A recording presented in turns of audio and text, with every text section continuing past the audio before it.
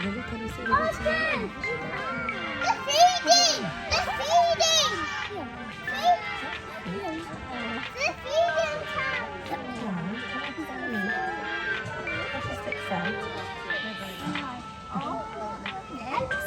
Look, can you see Otters having their lunch? Oh, Leo, look, that one's still on the ground. Leo, he's up there. Jessica, where are you, Jessica? Jessica. Leo, he's up there. Stop.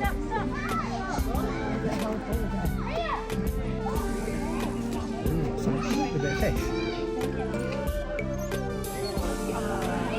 Do you want your lunch? Are you not ready yet?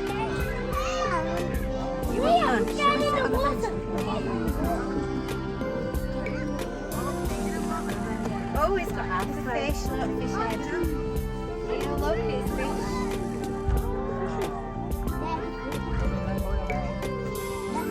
I'm making the fish.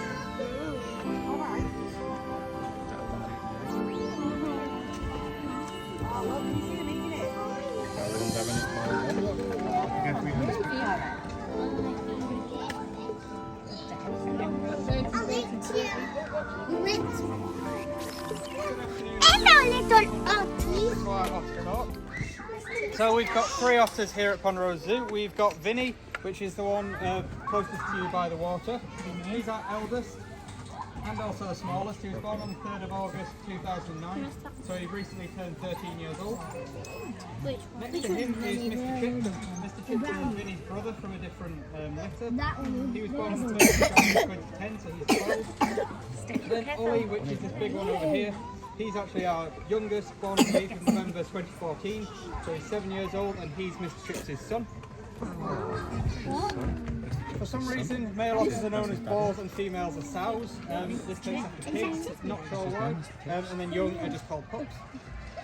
In the wild, their lifespan's between 8 and 10 years, but in captivity it's up to about 20, so twice as long in captivity, just because they've got veterinary care, no predators, stable food source, things like that. They can weigh up to about 4.5 kilograms, so Ollie over here is a little bit over 4.5 kilos, and they can be as low as about 2. Vinny is about 2.5, so you can kind of see the weight range of otters in our group here. And they can be about 60 centimetres in length. There's 13 species of otter across the world, Asian short-clawed otters being the smallest. They're also the worst swimmers out of all 13 species of otter. So all the other species of otter have fully webbed front and back feet, but these guys only have fully webbed back feet. Their front feet are only partially webbed, so they're much better at grabbing things than the other otters are. So as the name suggests, they come from Asia, coming from South and Southeast Asia specifically, coming from 16 different countries, including Philippines, Malaysia, India and Taiwan. They come from Singapore as well, but the problem they face there is that there's a shortage of male Asian short-clawed otters. So they're starting to hybridise with the smooth-coated otter, and then when you hybridise 2 animals together, you basically get neither animal as a result. They live around streams, estuaries and wetlands, mainly shallower waters. Because they're not the strongest swimmers, they prefer hunting in shallow waters like ponds. And they live in what's called a holt, which is just kind of a hole in the side of a riverbank or the side of a pond.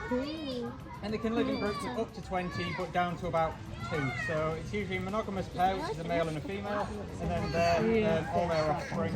And then the older offspring help to raise the younger offspring. That's how I used to have a big one compared to the predators aren't very well known.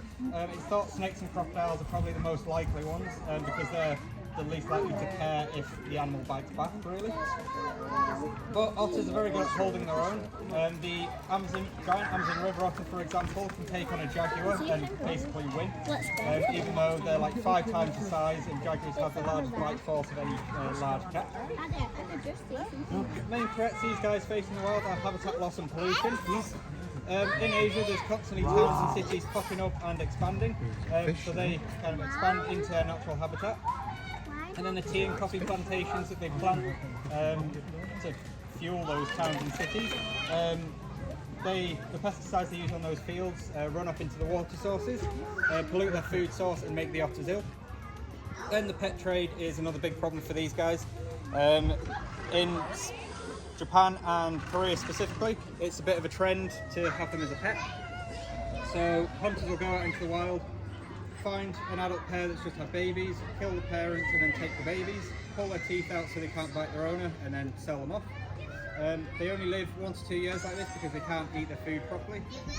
Thankfully all otters in the UK were born in the UK in different zoos, and then all otters are controlled by one man called the stud bookkeeper.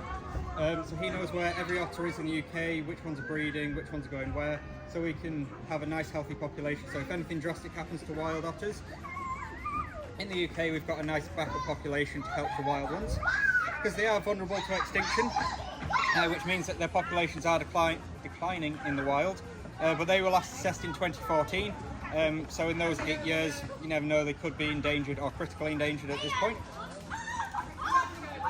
So their diet, they're mainly omnivores, so they will eat anything, but they tend to prefer the carnivorous side of their diet, mainly the fish and the mollusk side of things, but they eat small mammals, amphibians, reptiles, insects, anything they come across really, and they can eat up to 20% of their body weight a day in food, so that's approximately I think 10 cheeseburgers if we were to eat that much food, so it's quite a lot of food.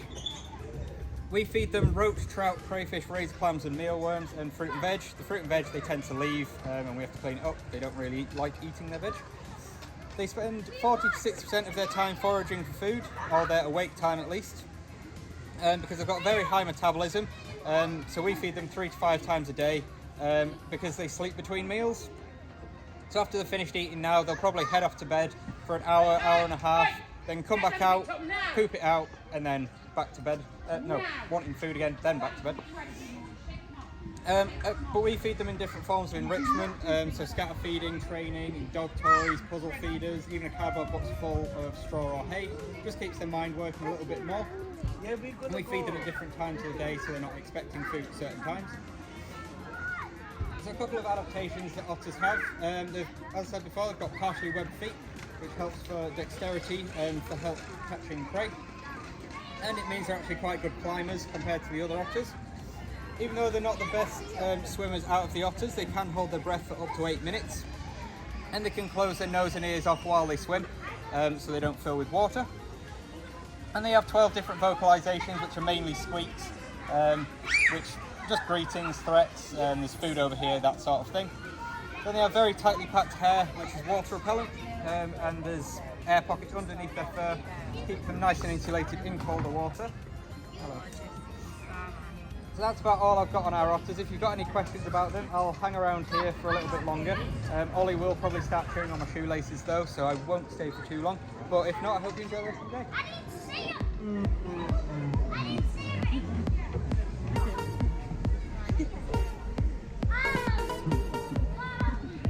Oh, that's adorable.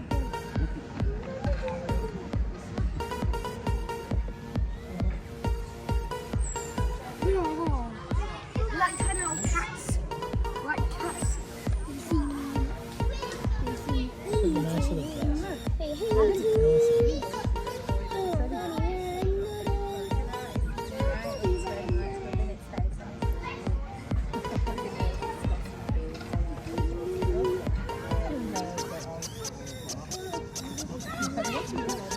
Oh, that's just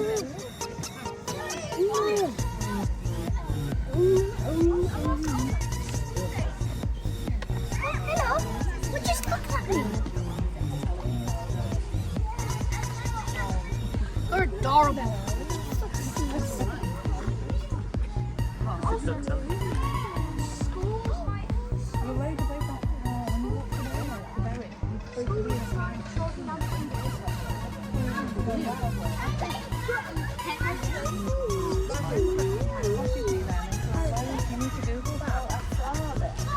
Possibly there's things on the front. Puffins and otters, you need to go and have a look. Oh, we are looking into it. I just hope we get fairly decent weather. I think something like it's another 2 weeks away yet.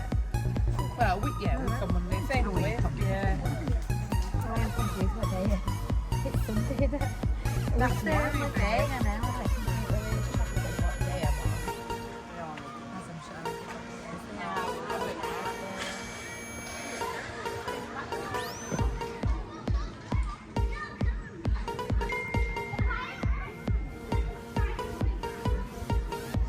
I've not been this close before. And come on.